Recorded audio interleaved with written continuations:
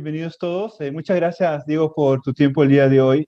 Gracias a ti. Ujú. Diego es a PhD candidate en Economics en la Universidad de Minnesota y también está actualmente colaborando con el Banco Central, con la Fed en Minneapolis, ¿verdad, Diego? Ujú. Y tiene una maestría en economía en el ITAM y una maestría en economía en la Pacífico y es ingeniero economista de la Universidad Nacional de Ingeniería en Perú.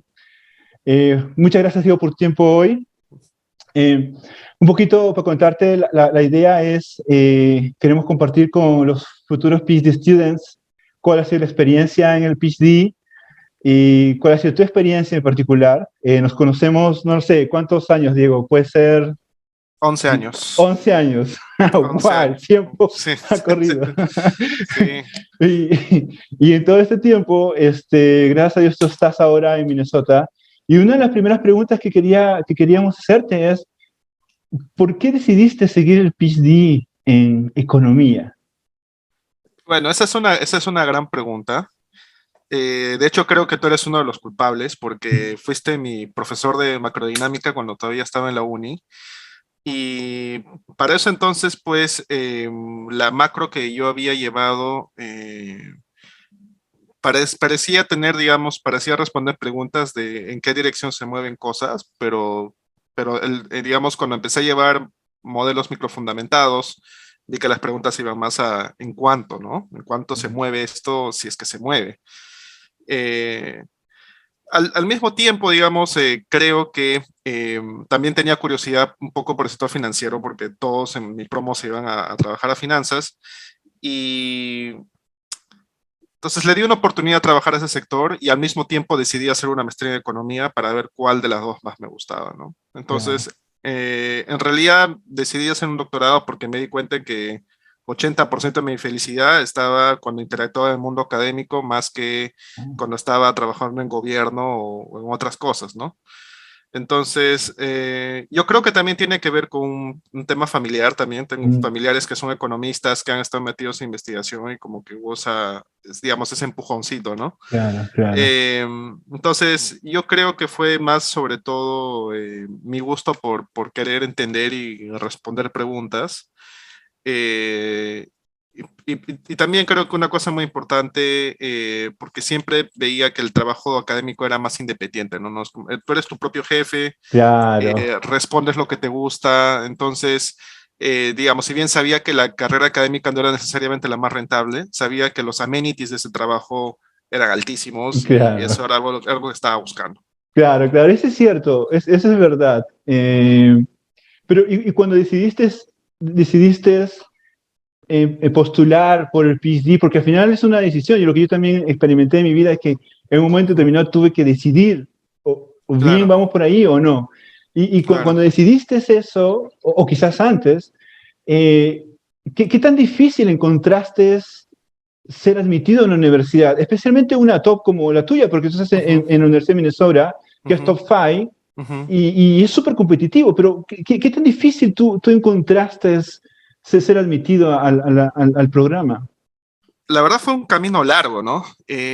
Yo me acuerdo que cuando estaba en la uni, yo me pedía a veces las notas de clase de la Universidad Católica y veía que el profesor Marco Vega, que dictaba macro ahí, Claro, decía que una de las grandes revoluciones de macro se había realizado a partir de esta producción de modelos RDC claro. y esa revolución se estaba haciendo en Minnesota, ¿no? Entonces era como la revolución Ah, ok, neoclásica, entonces con claro, claro, Prescott y esta gente. claro. Entonces como que ese nombre se me quedó ahí. eh, pero lo veía inalcanzable, la verdad. Lo veía imposible porque, digamos, no tuve muchos profesores con doctorado en la universidad y sentía que había un gap, digamos, entre mi nivel y el nivel de gente que estudiaba en las otras universidades privadas. Yo creo que hacer una maestría primero como que más o menos me ayudó a hacer catch up, al menos en términos formativos, pero me faltaban las cartas.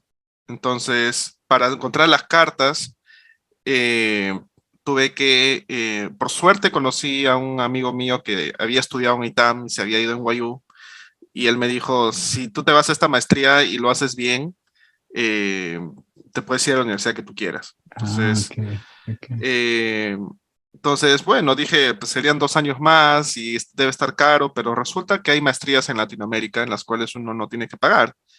Hay esta figura de ser array o ser TAs y tienes tu Claro. estipendio por ahí. Entonces me fui a México, al ITAM.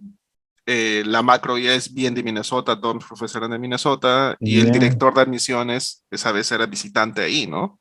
Oh, ok. Entonces, proceso de admisión fue bien complicado. Me acuerdo que apliqué como a 12. Tuve una sola aceptación directa, que fue en Rochester, y de ahí estuve en Waylis, en UCLA, UPenn y Minnesota. Ya. Al final, por suerte, casi al deadline, Minnesota me aceptó y, Y o lo- sea, incluso con las maestrías y esto, Claro. me costó mucho, me Claro, costó mucho, claro, claro, me claro. costó mucho, sí. Es cierto. Yo también sentí, porque cuando decidí postular, Ujú, sentí como que en todos mis ensayos y en todo lo que estaba haciendo, estaba resumiendo mis últimos, no lo sé, 5, 8, 10 años de vida académica hacia ujú, atrás en todo lo que quería hacer el futuro en el PhD. ujú. Es como lo que tú dices, que eso es realmente, el proceso es largo para llegar Es hasta largo, allá. sí. O sea, básicamente llegar a Minnesota me tomó 4 años, ¿no? Con la primera y la Claro, segunda maestría. Eh, y sí, sí, ¿no? sí, es complicado, pero me parece que también el tema de información es bien importante. Claro, Hay gente que no se decide porque no sabe que hay oportunidades de financiamiento o claro, porque no sabe cuál es la forma más eficiente de hacerlo. Pero ahora me parece que el tema de información es mucho más transparente y claro, eso se puede ver, ¿no? O sea, se puede ver que estudiantes de Perú cada vez tienen mejores outcomes, ¿no? Ya tenemos gente en MIT, claro. tenemos gente en top 5 y así, entonces se está avanzando en eso, pero me parece que todavía se puede hacer más. Ujú, Eso es cierto. Y ya ujú, cuando fuiste admitido, obviamente celebraste, ujú, te mudaste aquí a Estados Unidos y empezó el primer año del PhD, ujú. el famoso primer año del PhD. Todo el mundo está emocionado en el primer año del PhD porque es toda una experiencia y es súper genial Ujú, conocer nuevos amigos de ujú, diferentes países del mundo, de ujú. India, de China, Europa, etcétera. Pero ¿cómo fue? ¿Cómo fue el primer año en tu caso en el programa? ¿Cómo lo sentiste? ¿Cómo fue esa experiencia? La verdad que fue bastante pesado, o sea, cada semana hay problem sets, cada 2 semanas tienes un examen. Es más o menos, se lleva a veces este análogo, ¿no? Porque, por ejemplo, el curso del Banco Central o el de la SBS, pues es un verano intenso, pero al final es un verano y se acabó, ¿no? El Claro, PhD es todo el primer año y en el banco no te van a preguntar todo lo que estudiaste todo el verano, acá te preguntan claro, todo lo que estudiaste todo el año. claro, claro. Entonces, mi percepción al inicio fue que dije, acá solo no lo voy a hacer, Claro. necesito cooperar. Así Mm, que yo ese primer año viví con 2 compañeros, uno argentino y uno de Brasil, y ok, los dos muy buenos, o sea, uno era de la Fundación Getulio Vargas, que es buenísima, el otro era Torcuato Di Tella, ok. y vivíamos juntos y teníamos una pizarra bien chiquita en la casa y hacíamos todos los ejercicios juntos, o sea, Ah, mira, qué estudiábamos juntos. excelente.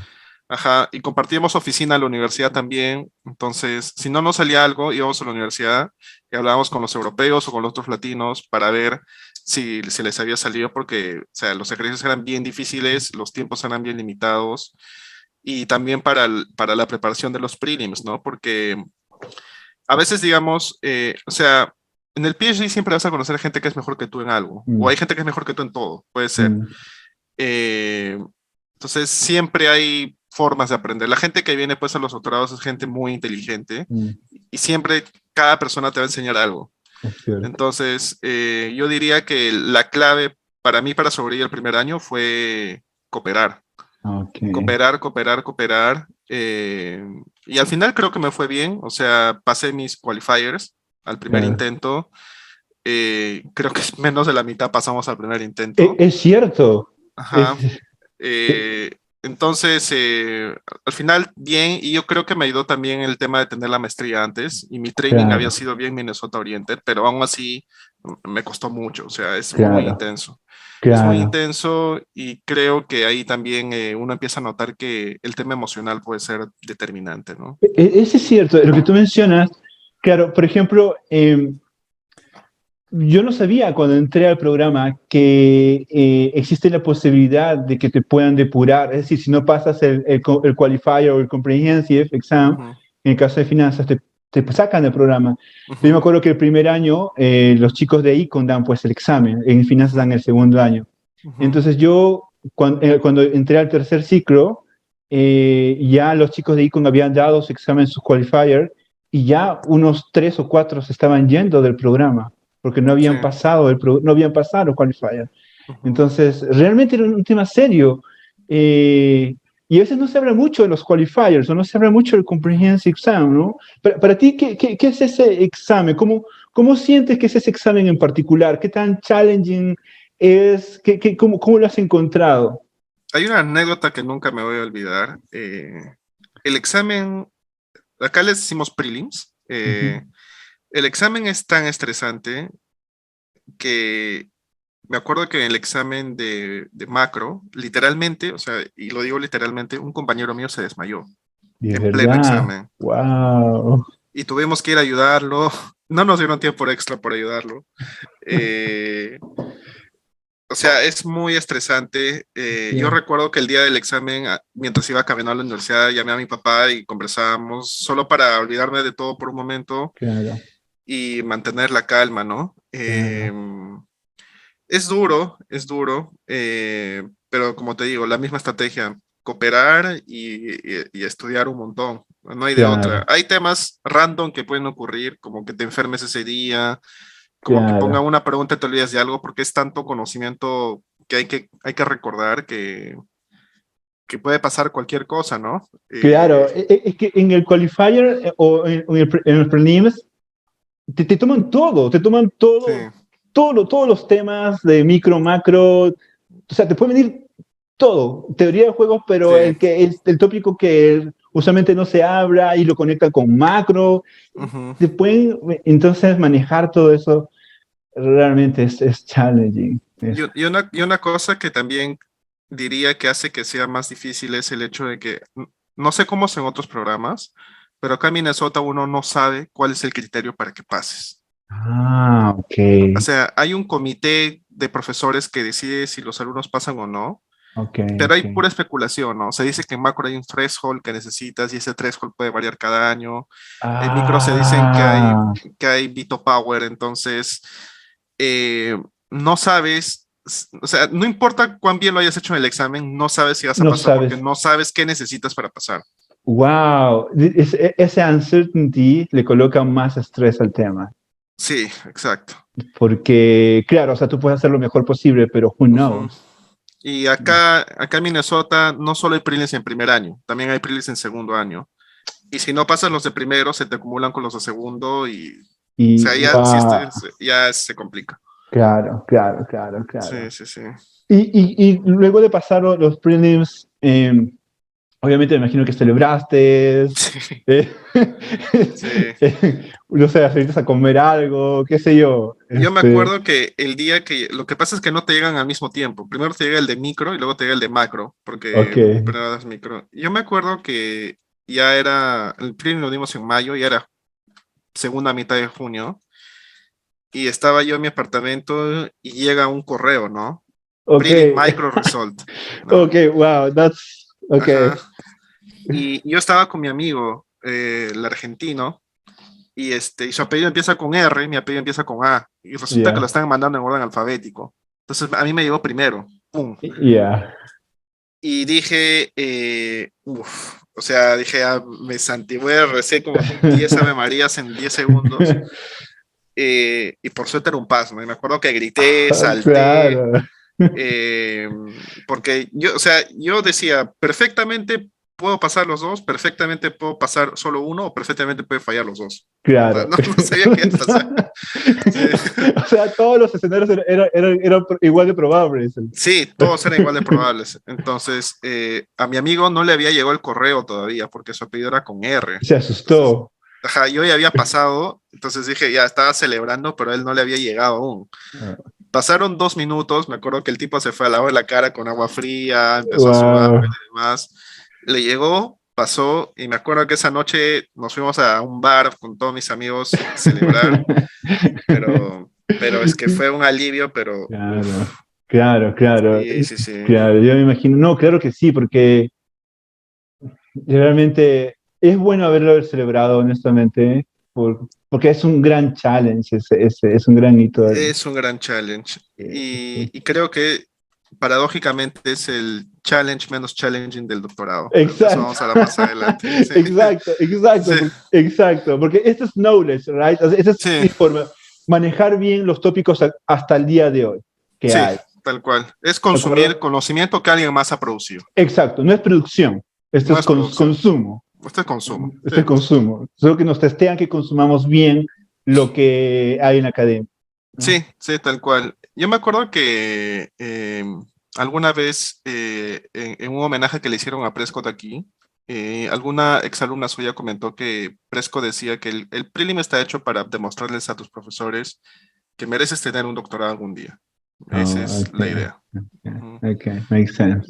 Entonces, yo como que adopté ese chip y dije, tengo que probar que efectivamente puedo tener un doctorado, ¿no? Claro, claro, Entonces claro, era entenderlo, ser formal, claro, o claro. sea, como que me ordenó un poco la forma de pensarlo, ¿no? Eso es genial. ¿Y cómo fue pasar al siguiente stage del programa? Porque si bien es cierto, ya Ujú, pasaste los prelims a otros cursos más, me imagino que llevaste, de acuerdo a tu ujú, especialización, pero ya llegó un punto en el programa donde pareciera que ya, ya no hay más presión en cuanto a cursos, etcétera, ujú, etcétera, y ahora es tema de research, ahora es tema de ujú, producción. ¿Cómo ujú. fue para ti pasar de ese stage de clases ahora a research esencialmente? Para mí fue muy complicado, la verdad. Eh, lo que pasa es que hay ese, ¿qué te digo? Hay que tener un poco de suerte para el research en el sentido de que ojalá pudieras llegar a una pregunta o a un tema y te pudieras casar con el tema y donde tuvieras los toolkits, ¿no? Yo en mi caso, por ejemplo, tuve mucho training en macro labor en segundo Mm, año y cierto training en public finance, pero ok. cuando entré a la etapa de research me di cuenta que lo que más me gustaba era public finance en lugar de macro labor. Labor, ok. Entonces dije, ojalá le hubiera metido más tiempo a lo Claro. de public finance.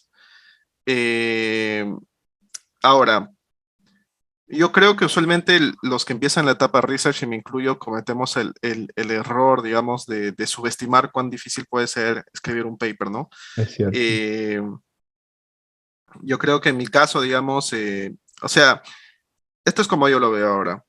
Para escribir un buen paper, uno tiene que tener en cuenta tres dimensiones. Uno, que sea nuevo. Dos, que sea interesante. Y tres, que se olvida muchas veces que sea factible. Exacto. Ujú. Ujú. Entonces, suena muy obvio, pero es Pero- bien difícil darse cuenta de eso al momento de hacerlo. Y yo creo que mi principal problema fue, digamos, grabar un inicial proyecto en el cual el tema de factibilidad no era tan obvio y uno le puede invertir mucho tiempo, al final llegas a, esto no va a llegar a nada. Y Es es, cierto. Y y es son meses, desmoralizante, y son ¿verdad? meses. Son meses que no hay vuelta atrás porque tenemos un deadline en el programa donde tenemos que ir a John Market, etcétera, etcétera. O Sí, en el mismo programa tenemos que presentar al faculty, tal cual, etcétera, tal etcétera. cual. Entonces, es eso. Lo otro que diría es importante, no es solo, digamos, trabajar con un faculty que tenga tu mismo field o que esté interesando tus preguntas, pero también un faculty con quien conectes. Mm. Porque, o sea, escoger al advisor es tan importante como escoger a tu esposa. De verdad que determina mucho. O Es sea, cierto. es muy importante. Y a veces las decisiones de escoger a quién, digamos, no es trivial, ¿no? Es Entonces yo cierto. creo que ahí yo aconsejo mucho a que, y se lo digo a los estudiantes de segundo acá, conoce a cada faculty, habla con él, ve si conectas, no te guíes solo por el currículum, también Claro, mira si su forma de trabajo cuadra con tu forma de trabajo. claro, claro. Entonces, Eso es cierto, porque por ejemplo, un ejemplo tan simple como que alguien puede ser night person, ¿no? Trabaja en las noches, y el ujú, otro es morning person que trabaja en las mañanas. Obviamente, tu advisor te va a sí, mandar pues correo a la 1 de la mañana y tú lo vas a ver recién a las 7 de la mañana, 8 de la mañana. Algo sí, como esas cosas, tal ¿no? cual. O por ejemplo que hay advisors que quieren que sus estudiantes sean más independientes. y hay otros claro, que son como más hands-on, ¿no? Que están claro, metidos ahí. A algunos les puede gustar el primero, a otros les puede gustar el segundo. claro, claro, eso es cierto. Entonces, hay muchas dimensiones ahí. Eh, pero creo que, digamos, lo más importante es encontrar el tema que en verdad te gusta. Y yo creo que eso es algo que, digamos, se olvida en un primer momento, porque creo que uno tiene que escoger un tema y una metodología de manera que uno pueda estar contento haciendo esa misma cosa todos los santos días por Claro, quién sabe cuánto tiempo. claro, Porque si escoges al final un tema que realmente no te apasiona o el método que usas realmente no te gusta, te vas a sentir miserable. es cierto. Entonces, al momento de elegir un tema, al momento de decidirte por un proyecto, uno tiene que elegir, ¿realmente quiero que esto sea parte de mi rutina todos los días? ¿Realmente quiero lidiar con eso hasta el momento que me voy a dormir? Entonces, Claro, eso es verdad. es eso, porque si pierdes la pasión o la motivación, o sea, Eh, es complicado, es Es complicado. Puede que verdad. lo termines haciendo, pero digamos, ¿cuál es el punto de hacer algo si no lo Si disfrutas? no lo disfruta, eso es cierto. Sí. Y yo acá tengo una pregunta, Ujú, justo relacionada a todo eso. Eh, ¿tú sientes que el PhD es un conjunto de skills? Lo pregunto por lo siguiente, es ujú. decir, a veces hay la idea de que el PhD es solamente leer, aprender código, matemática, escribir y publicar, y ahí se acabó el PhD. ¿Tú No, sientes de que el PhD es un conjunto de skills que tienes que desarrollar? ¿Cuál es tu sí. visión sobre eso? Esa es una buena forma de contrastar la parte del coursework con la parte de research.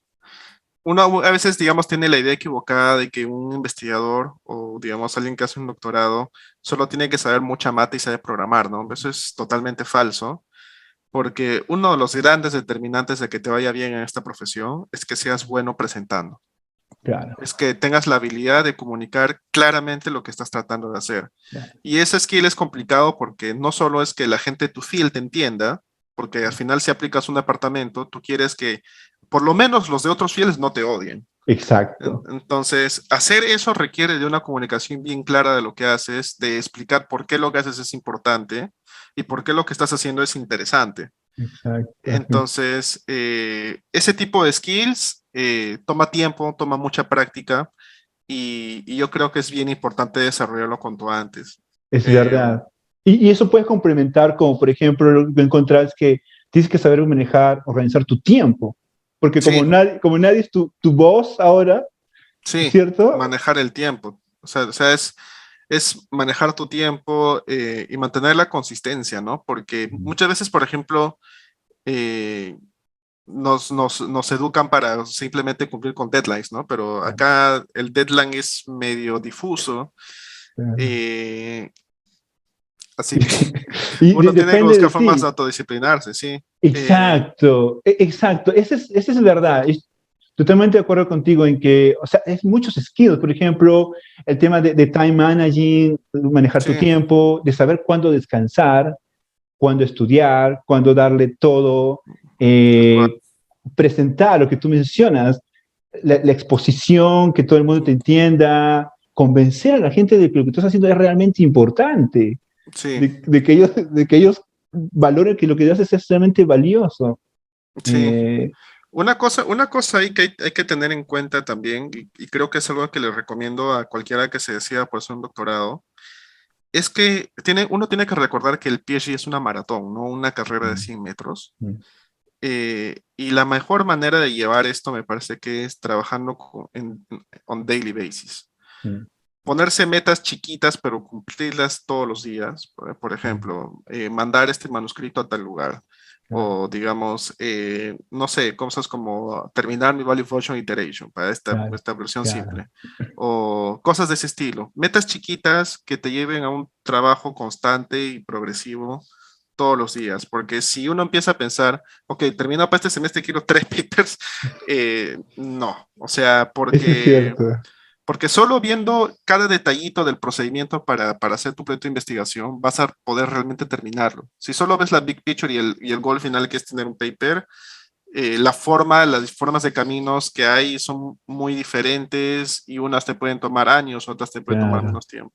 claro, claro. Entonces, y también, digamos, creo que ayuda mucho para tu salud mental, ¿no? Porque ya el simple hecho de haber logrado una cosa, aunque sea chiquita cada día, dice, bueno, hice algo hoy día, Es a, cierto, a ser más ambicioso y decir, no he logrado nada estos meses. claro, es cierto. Lo que tú mencionas es verdad. Tenemos, claro, en el programa uno tiene que manejar ese tipo de incentivos personales, ¿cierto? Ujú, De sentir de que está haciendo un progreso significativo, o al menos step by step, sí, progresivamente en el tiempo, tal cual. ¿verdad? Un poco, y ahora, ya que estás en este research stage, Ujú, ¿cuál es tu tópico de investigación? ¿En qué estás trabajando ahora? ¿Qué es lo que te apasiona ahora? ¿En ujú. qué estás pensando en cuanto a research? Ok, creo que para esto vale la pena mencionar cuál es mi research agenda. Eh, Mis fields de especialización son macro, public finance y household finance. Yo en particular estoy muy interesado en estudiar reformas del sistema de retiro y pensiones Ok. desde una óptica macro. Entonces, yo, digamos, de lo que he estado estudiando, he visto tres grandes dimensiones para ejecutar reformas de pensiones, haciendo que las personas trabajen más, Ok. haciendo que la gente compren seguros contra la longevidad como los annuities, Ujú. o haciendo que los activos de las personas a la edad de retiro que son ilíquidas se vuelvan líquidas, por ejemplo, a Mm, través de hipotecas inversas. mm, Entonces, mis proyectos de investigación están más asociados a entender por qué la gente no demanda annuities, que es el annuity ah, puzzle, y por qué claro. la gente en Estados Unidos retira su Social Security a la edad más pronta posible, a pesar de las penalizaciones que eso implica en su retiro de pensión, ¿no? Interesante. Entonces, esos son puzzles grandes, digamos, que han sido estudiados por años sin respuestas satisfactorias. Mm, Y, y yo creo que para pensar sobre reformas de pensiones, uno primero tiene que entender el lado positivo de la economía y claro, encontrar explicaciones coherentes a por qué los individuos se comportan de una manera u otra. claro, Entonces, claro. mi research actual está estudiando, digamos, el tema de demanda de annuities y el tema del retiro del Social Security a la edad más pronta posible, explorando, digamos, cuál es el rol de health risk y health depreciation para estas decisiones. Ese es mi research Interesante. actual. Me Ujú. me suena que tu research tiene un impacto importante en Latam también, porque nosotros tenemos, tú sabes, fondos en pensiones y esas Sí, cosas. Obvio de que está en otras dimensiones, en el sentido de ujú. data y todo lo demás, pero es un gran issue en nuestros países. Es un issue en todo el mundo y es un issue también incluso en Perú porque la pirámide demográfica está cambiando ya. Es cierto, es cierto. Entonces, ese es el gran tema que me apasiona, me parece que es un tema importante y digamos, a pesar de que son preguntas que suenan micro, ¿no? Porque dice, ¿por qué las personas no compran esto? Suena que estás haciendo al Mm, micro, abordarlo de una forma macro, porque al final macro y micro ya no son objetos de estudio distintos, son metodologías. exacto. Entonces, es un tema que me gusta mucho y creo que estoy en un lugar donde puedo hacer ese tipo de cosas, ¿no? Está súper genial, está súper genial. Ujú, Y ahora permíteme ir un poquito a unas últimas dos preguntas. ujú. ¿Cuál crees que sería tu, si estás, tu advice para aquellos o un consejo para aquellos que están pensando en un PhD, que están pensando, quizás están en pregrado, quizás, Ujú. o quizás están fuera de pregrado? ¿Cuál sería unos dos o tres consejos que tú les darías a ellos para pensar en un PhD en economía en particular?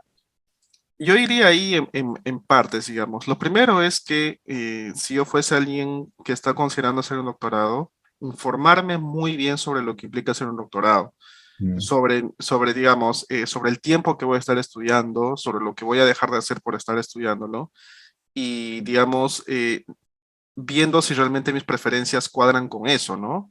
claro, Yo lo digo muy fríamente, ¿no? Yo le digo a la gente, no hagas un doctorado a menos que no te veas feliz en otro lado. claro, Si te puedes ahorrar ese tiempo que es muy sacrificado, claro. perfecto. Pero si crees que esto es lo tuyo, dale con todo, ¿no? Y para Exacto. adelante.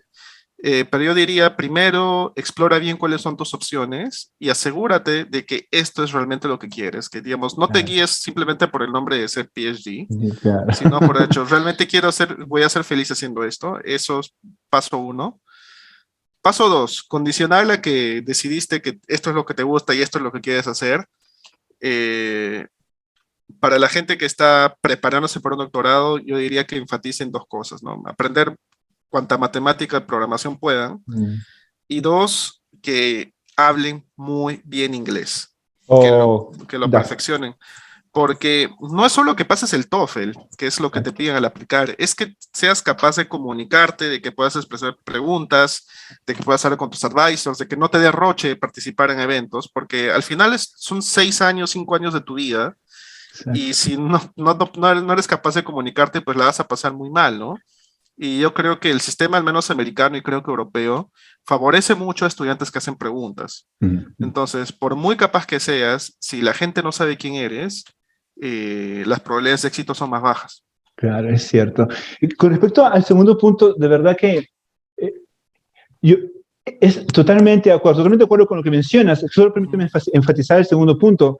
Yo sentí eso, es decir, si bien es cierto, puedes sacar un número relativamente respetable en el TOEFL, pero eso no significa de que cuando vengas aquí puedes hablar libremente con diferentes acentos, porque lo que vas a encontrar aquí no solamente son personas que hablan inglés nativos aquí, sino gente de distinta parte del mundo que tiene acento como nosotros, y entenderlos es para ellos es complicado. Entonces, sí, es complicado.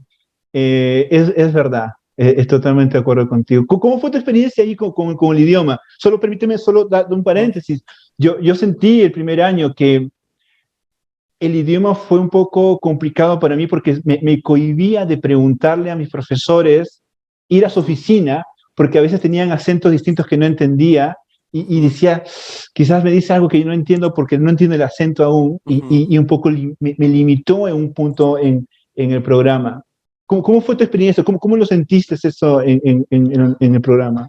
A mí también me pasó algo parecido al inicio. O sea, digamos, yo realmente me sentía muy incapaz de hablar inglés. Yo había pasado el TOEFL con un puntaje decente, pero cuando llegué al borde nada más, cuando aterricé en Florida la primera vez y estaba en migraciones, o sea, me sentía intimidado de que me hablen en inglés. ¿Sabes? O sea, voy a ir a un restaurante, voy a ir a un bar, porque no sabes cómo son los restaurantes aquí y estás con tus amigos y hablan y a veces no les entiendes. Para mí eso fue chocante y al inicio también, digamos, al menos el primer trimestre me cohibía de hacer preguntas. Pero de ahí hablé con un amigo y me dijo, mira, si te cohibes, círculo vicioso, mi consejo es que seas bien sinvergüenza y hables, aunque sea mal, pero habla. Pero habla, Habla, vas a ir mejorando con el tiempo, ¿no? Y bueno, creo que funcionó porque al final conocí a mi esposa que no habla español y algo tuve que haber dicho, ¿no? Para casarme con ella, que la convenció. hablando en inglés, sí. Sí. O sea, así que es práctica, práctica, práctica, práctica, sí. Es cierto, es cierto. Sí, es un buen advice, es un buen advice. Y finalmente, permíteme terminar el día de hoy con esta última pregunta, que es bastante común, hemos visto en anteriores reuniones. ¿Cómo financiar el PhD? Una pregunta que usualmente tienen los estudiantes es, ¿tengo que pagar el PhD? ¿Cómo hago para vivir en donde esté, en Estados Unidos o Canadá, Europa? ¿Cómo es eso en tu programa? En mi programa, afortunadamente, a todos nos dan financiamiento. Nadie paga por venir acá. Usualmente, algunos en primer año tienen fellowships, así que no tienen que trabajar. La mayoría tiene, digamos, incluido yo, tuvimos que dar clases desde el primer año y, digamos, tu estipendio viene desde las clases. Es decir, uno no paga por los fees, no paga por estudiar en la universidad y para obtener ingreso para que uno viva aquí, usualmente uno da clases o si estás en tercer año y algún faculty está interesado en ti, pues puedes ser ARE o trabajar en la FED, como es en mi caso, ¿no? Entonces, el tema de financiamiento depende mucho de las universidades. Hay universidades en las que hay más preocupación de si vas a tener financiamiento o no. Pero diría que la moda es que la mayoría de universidades ofrecen financiamiento a sus estudiantes y usualmente esa plata alcanza, digamos, para vivir, ¿no? Obviamente, pues no te vas a comprar un carro siendo estudiante de doctorado, pero, digamos, no vas a tener tiempo para, incluso si tuvieras plata, no tienes tiempo para gastarla. O sea, estás ocupado, te dan lo que necesitas. Exacto, exacto. Eso es bueno. Eso es cierto. O sea, podrías tener, no sé, inclusive, o sea, cosas que a veces en la misma ciudad uno no tiene tiempo para poder visitar, ¿no? Y están pues en la ciudad, en la misma ciudad, ¿no? Tomarte Ujú. un, no sé, un Uber o ir a un lado para poder ver, por el time constraint, es lo que tú mencionas. Sí, sí, hay un fuerte time constraint. Entonces, el tema de financiamiento hay muchas oportunidades. Mi consejo siempre es que la gente se venga con el funding de su propia universidad, porque uno no sabe qué cosa va a querer más adelante, ¿no? Es cierto, Y es es mejor verdad. tener la oportunidad de decidir, siempre. Exacto, exacto. Muy bien. Muchas gracias, Diego, por tu tiempo. Ha sido una súper conversación.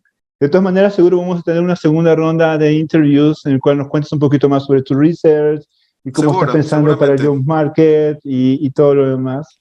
Está bien, muchas Eh, gracias por la invitación, más bien ha sido un gusto. el placer ha sido nuestro. Un abrazo, cuídate mucho. Nos Un vemos. abrazo, Hamilton, cuídate. Cuídate, Diego. Nos vemos. Chao, chao. Chao.